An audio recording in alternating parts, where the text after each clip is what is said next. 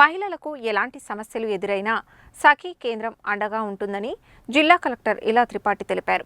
వివిధ ప్రభుత్వ శాఖల సమన్వయంతో అవసరాలను తీర్చడంతో పాటు మహిళలను ఆర్థికంగా బలోపేతం చేయడానికి కృషి చేస్తామని చెప్పారు.